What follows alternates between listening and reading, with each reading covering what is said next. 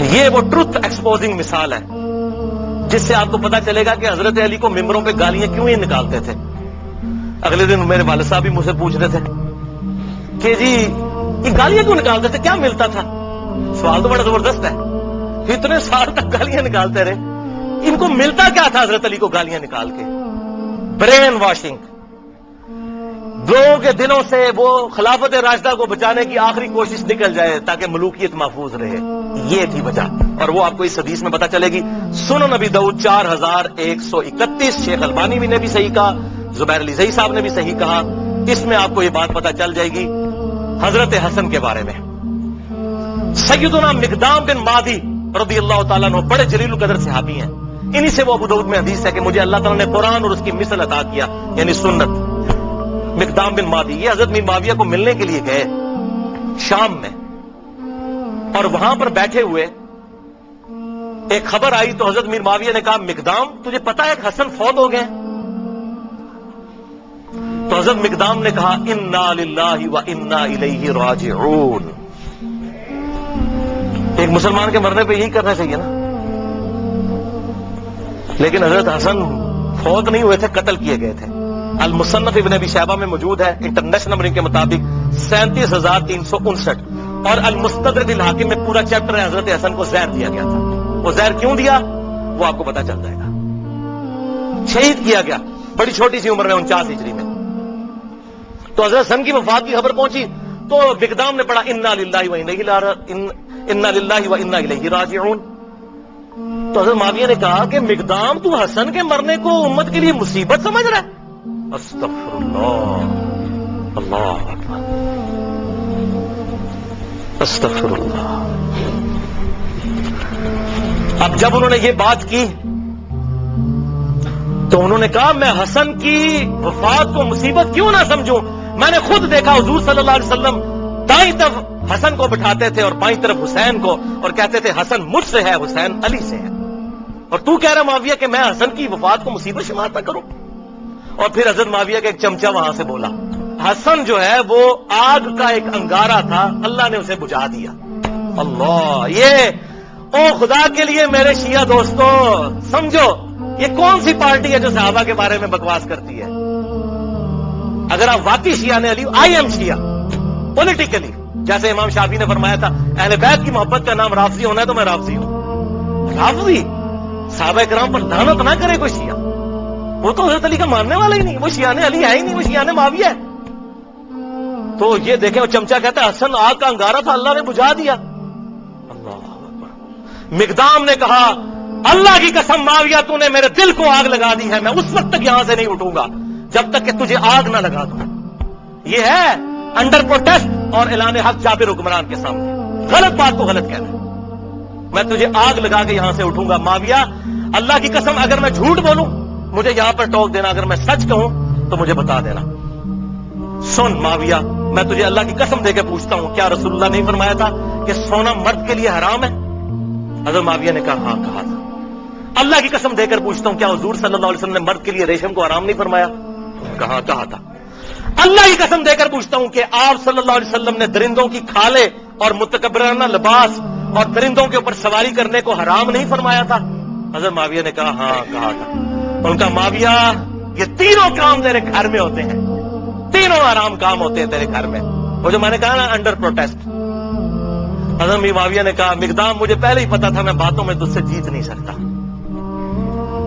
تجھے سانو حدیث سنا دو جی امام حنیفہ کے مقابلے نبی دی حدیث آ جائے, ایسے دیکھو اتنا ہی کافی ہے. تو انہوں نے جب یہ حدیث بیان کی پھر کہا کہ لاؤ مقدام کو کچھ مال دو. اتنا لا کے ڈھیروں مال دیا گیا. حضرت مقدام نے وہیں غریب لوگوں میں اس کے سامنے تقسیم کیا. ان کا مجھے مال کی حاجت نہیں, میں نے جو حق ادا کرنا تھا وہ کر دیا. یہ تھا بات بھائی. حسن انگارہ کیوں تھا ان کے لیے؟ صلح حسن ایک ٹریٹی کے تحت, ایک معاہدے کے تحت ہوئی تھی جس میں بڑی بڑی شرطیں یہ تھیں کیا معاویہ تم اپنے مرنے کے بعد امت کو شورا پر چھوڑو گے جس طرح کہ شیخین نے چھوڑا تھا ابو بکر عمر نے. اپنا خلیفہ کسی کو خود نامزد نہیں کرو گے, اپنی اولاد میں نہیں کرو گے, اور مال فہ میں سے اور مال غنیمت میں سے جو حصہ اہل بیت کو ملتا ہے قرآن کی روح سے مال غنیمت کا وہ ملتا رہے گا. اسی طریقے سے تم جو ہے وہ میرے باپ کے اوپر ممبروں پر لعنت نہیں کرو گے کیونکہ پہلے سے لعنت شروع ہوگی. شام کے گورنر تھے وہیں سے لعنت شروع کی تھی, یہ ختم کرو گے. لیکن کسی بات پر عمل نہیں ہوا. الٹیمیٹلی پھر انجام کیا ہوا؟ وہ صحیح بخاری کے اندر حدیث ہے، 7109 نمبر حدیث. حضرت حسن کو حضور صلی اللہ علیہ وسلم نے اپنی گود میں اٹھایا ہوا تھا، اور یہ حدیث شروع یوں ہوتی ہے کہ جب حضرت علی کی شہادت کے بعد لوگوں نے حضرت حسن کو خلیفہ چنا. یہ بھی یاد رکھیے، حضرت علی نے حضرت حسن کو خلیفہ نہیں بنایا. حضرت علی نے اپنا خلیفہ کسی کو نہیں بنایا. سنی شیعہ کتابوں دونوں میں لکھا ہے. انہوں نے کہا میں یہ وزن نہیں اٹھاؤں گا، میں امت کو اسی طرح چھوڑ کے جا رہا ہوں، اپنا خلیفہ خود چننا، جس طرح حضور کی وفات کے بعد ہم نے ابو بکر کو چنا تھا، میں نے نہیں کسی کو بتانا. پھر لوگوں نے مشورہ کر کے حضرت حسن کو چنا. حضرت حسن نے 40,000 کا لشکر لے کے آئے. صحیح بخاری 7109. سامنے سے حضرت امیر معاویہ عمر بن عاص کہتے ہیں کہ معاویہ یہ تو وہ لشکر ہے جس نے موت پہ بیعت کی ہے، یہ تو ہماری تکہ بوٹی کر دے گا. تو حضرت معاویہ نے کہا پھر کیا کریں؟ ان کا صلح کرو حسن کے ساتھ، اس کے بغیر چارہ نہیں ہے. اچھا، انہوں نے پھر کہا ٹھیک ہے صلح کر لیتے ہیں. صلح آفر کرتے ہیں، اور سورۃ الانفال کے اندر یہ موجود ہے کہ اگر کافر بھی میدان جنگ میں صلح کی آفر کرے تو جنگ روک دو. حضرت حسن کو بھیجا صلح کے لیے. حضرت حسن رضی اللہ تعالیٰ عنہ نے وہ صلح قبول کر لی اور ان کے حق میں دستبردار ہو گئے. کیوں؟ کہ میں ان کو فری ہینڈ دے دوں. جو یہ کہتے ہیں نا قاتلین عثمان سے بدلہ لینا ہے، تو اب لے کر بتائیں جو ان کے زوم میں ہے وہ بتا دیں. یہ نہ کہ میرے پاس خلافت نہیں تھی تو میں خلافت حوالے کرتا ہوں. اور حضور صلی اللہ علیہ وسلم کے الفاظ وہاں پر وہ تابعی 7109 کہ حضور نے حضرت حسن کو گود میں اٹھا کے کہا تھا میرا یہ بیٹا سید ہے، اس کی وجہ سے اللہ تعالیٰ مسلمانوں کے 2 گروہوں میں صلح کروا دے گا، اس کی وجہ سے، یعنی یہ قربانی دے گا. حضرت امیر معاویہ نے قربانی نہیں دی ہے، حضرت حسن نے. اس کا اس کی وجہ سے 2 گروہوں میں صلح کروا دے گا. الحمدللہ حضرت حسن نے فری ہینڈ دیا کہ بھائی آپ دیکھ لیتے ہیں. آپ کا دعویٰ تھا نا وہ جس طرح آج کل ہے جی، وہ کہتا ہے جی مجھے حکومت دو، کہتا ہے مجھے حکومت دو، یہ لو جی حکومت پڑی، آپ کر کے بتاؤ، لگ پتا جائے گا. لیکن پھر 20 سال تک، یہ 41 ہجری میں واقعہ ہوا اور حضور کی پریڈکشن پوری ہوئی کہ 30 سال تک خلافت علی منہاج النبوہ جو میں نے بیان کیا ابو داؤد ترمذی اور مسند احمد سے، وہ پورے ہوئے. اور امام ابن تیمیہ نے منہاج السنہ میں لکھا کہ ربیع الاول کے مہینے میں، دن کنفرم نہیں لیکن ربیع الاول میں حضور کی وفات ہوئی تھی 11 ہجری میں، اور 41 ہجری ربیع الاول میں صلح حسن ہوئی اور 30 سال پورے ہوئے. اور امام ابن تیمیہ جیسے شخص جنہوں نے اہل تشیع کے خلاف منہاج السنہ لکھی، اس کتاب میں لکھتے ہیں کہ حضرت حسن 5ویں خلیفہ راشد ہیں، 6 مہینے ان کے بھی خلافت راشدہ ہیں، کیونکہ 30 سال ان کے 6 مہینے بنا کر پوری ہوتی ہے وہ شامل کر کے. لہذا امیر معاویہ رضی اللہ تعالیٰ عنہ یا یزید ابن معاویہ، یہ دونوں خلیفہ راشد نہیں بلکہ اسلام کے بادشاہ ہیں. یہ انہوں نے لکھا. بھائیو، یہ 20 سال تک کسی شرط پر عمل نہیں ہوا، بلکہ اسی طریقے سے ممبروں پر حضرت علی کو گالیاں نکالی جاتی رہی، اور پھر جاتے جاتے وہ ٹرننگ پوائنٹ آیا کہ حضرت حسن کے ساتھ جو صلح کا معاہدہ تھا توڑا، اور وفا سے 4 سال پہلے خلیفہ کی بیعت، اپنے بیٹے کی بیعت لینی شروع کر دی کہ میرے مرنے کے بعد یہ خلیفہ بنے گا. اب مولا حسین میدان میں اترتے ہیں، لیکن مغرب کی نماز کے بعد انشاءاللہ تعالی. بھائیو، ابھی تک تقریباً ہماری 1.5 گھنٹے کی گفتگو ہو چکی ہے، اور اب انشاءاللہ یہ 25-30 منٹ میں ہماری گفتگو کنکلوڈ ہو جائے گی. آخری سچویشن ہم ڈسکس کریں گے. اور بات ہماری جہاں پر مکمل ہوئی تھی وہ ابو داؤد کی حدیث 4131، جس کو شیخ البانی نے بھی صحیح کہا، شیخ زبیر علی زئی صاحب نے بھی صحیح کہا رحمہم اللہ، کہ حسن آگ کا انگارہ تھا جسے اللہ نے بجھا دیا والعیاذ باللہ تعالی. اس اسدی شخص نے وہاں پہ کمنٹس دیے، تو پھر مقدام بن مادی نے جابر حکمران کے سامنے حق کا کلمہ بلند کیا.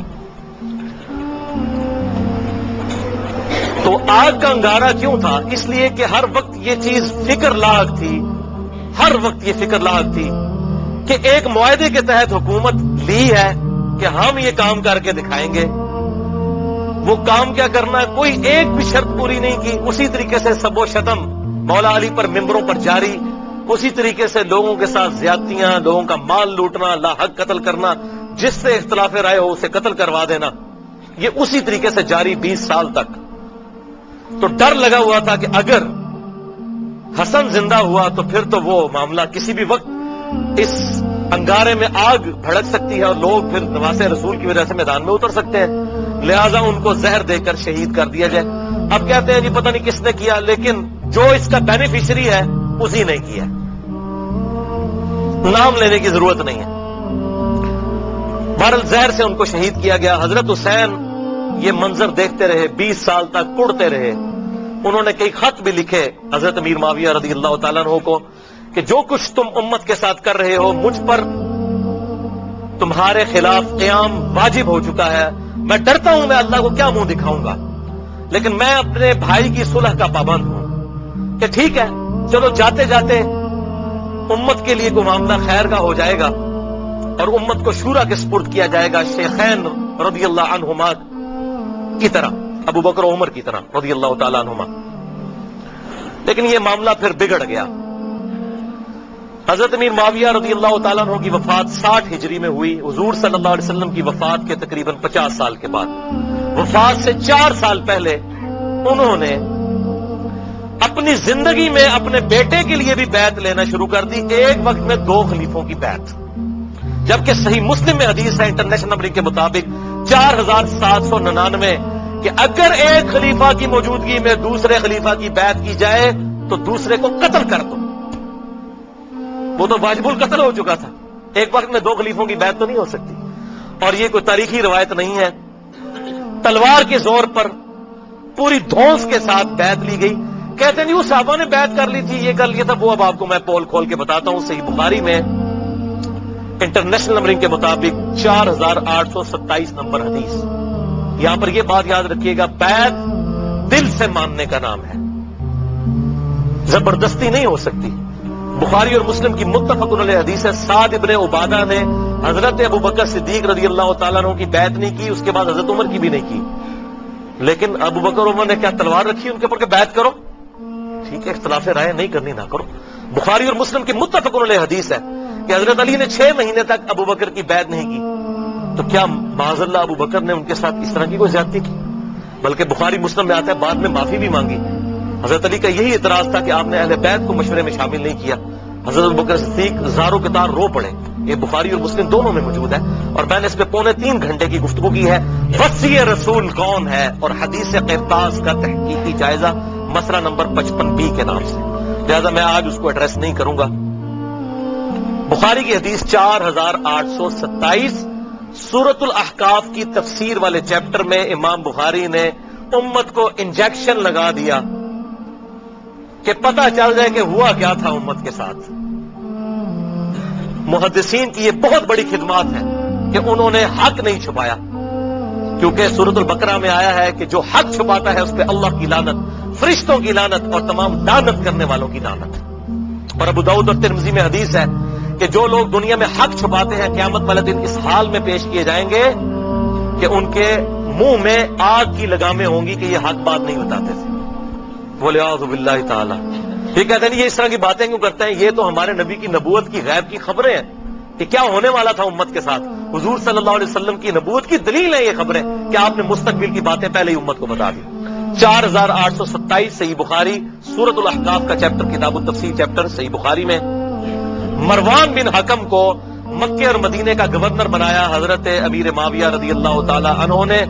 مسجد نبوی میں اس نے روضہ شریف کے بالکل پاس منبر رسول پر خطبہ دینا شروع کیا. اور یہ وہ مروان ہے جو منبر رسول پر روضہ شریف کے پاس یہ لعنت کرتا تھا، علی پر لعنت، علی سے محبت کرنے والوں پر لعنت. وَلِعَاذُ بِاللَّهِ تعالی. میں آپ کو حوالے دے چکا اور مجھے حدیث ابھی میرے ایمان کا تقاضا ہے، ذہن میں چلتے چلتے آ گئی. 6229 نمبر حدیث صحیح مسلم میں اور صحیح بخاری میں بھی 3703 نمبر حدیث ہے حضرت علی کے فضائل کے چیپٹر میں. اسی مروان بن حکم نے کسی کو وہاں پر نامزد کیا تو اس نے حضرت سعد ابن سعد السعدی کو بلایا. حضرت علی کے فضائل کے چیپٹر میں بخاری مسلم دونوں میں یہ حدیث ہے.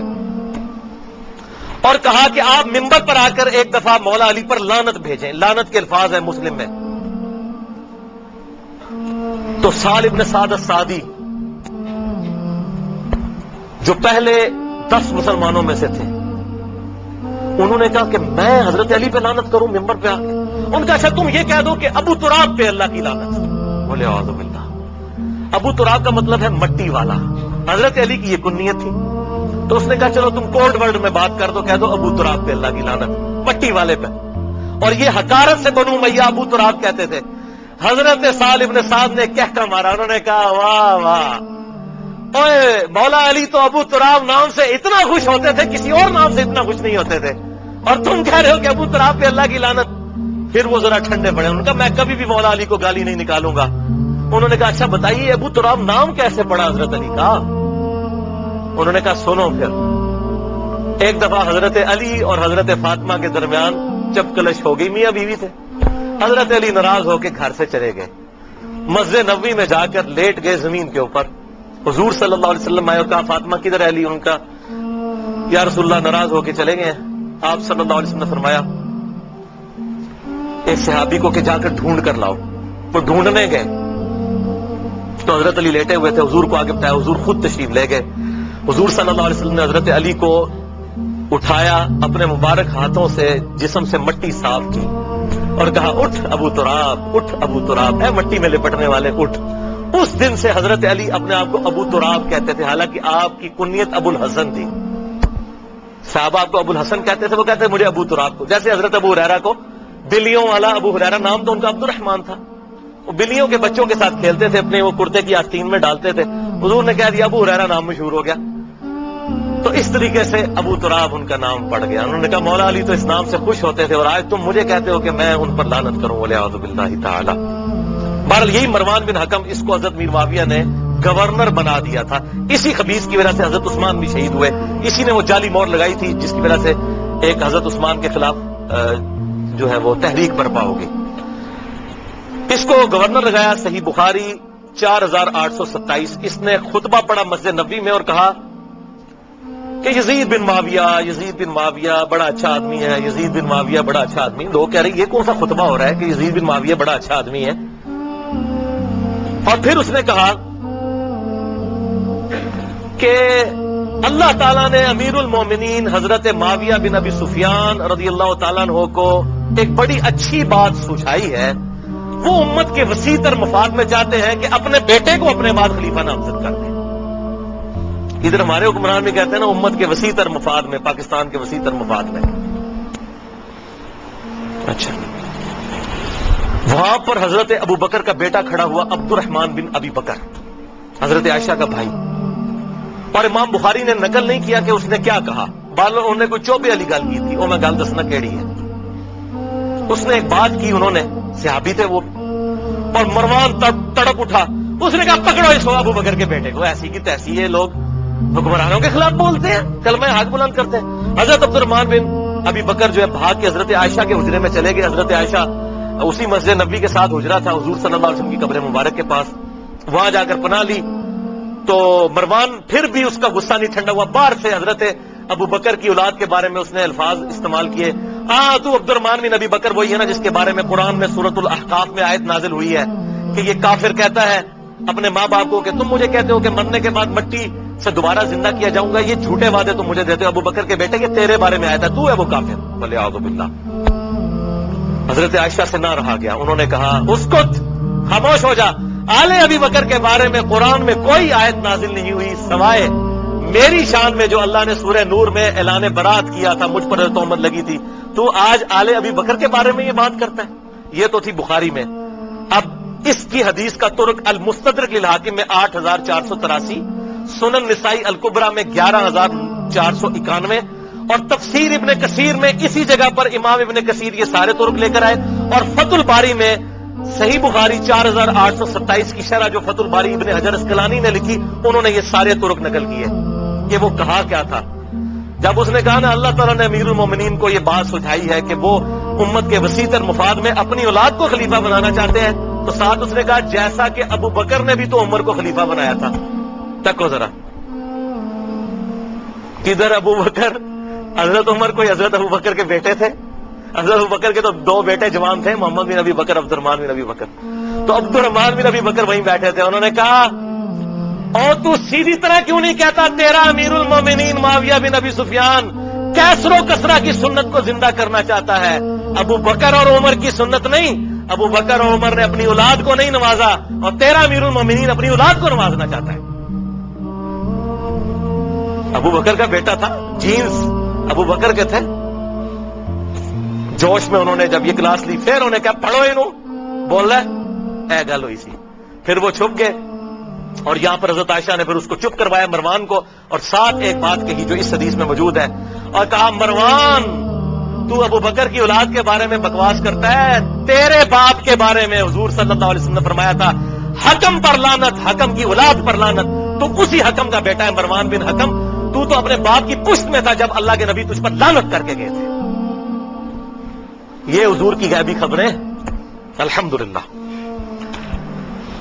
اور ایک اور غیبی خبر سنیں، مسند ابی یعلا میں انٹرنیشنل نمبر کے مطابق 6461، جسے شیخ البانی بھی صحیح کہتے ہیں، شیخ زبیر علیزئی صاحب بھی ٹھیک کہتے ہیں، کہ سیدنا ابو ہریرہ کہتے ہیں کہ آپ صلی اللہ علیہ وسلم نے ایک خواب دیکھا کہ آپ کے ممبر پر بنو حکم، یہی مروان بن حکم اور اس کی اولاد، اچھل کود رہے ہیں، تو حضور بڑے غصے کی حالت میں گھر سے باہر نکلے اور آپ نے کہا کہ میں نے بنو حکم کی اولاد کو اپنے ممبروں پر بندروں کی طرح اچھلتے ہوئے دیکھا ہے، یعنی میرے بعد یہ میرے ممبروں پر آ کر بیٹھیں گے۔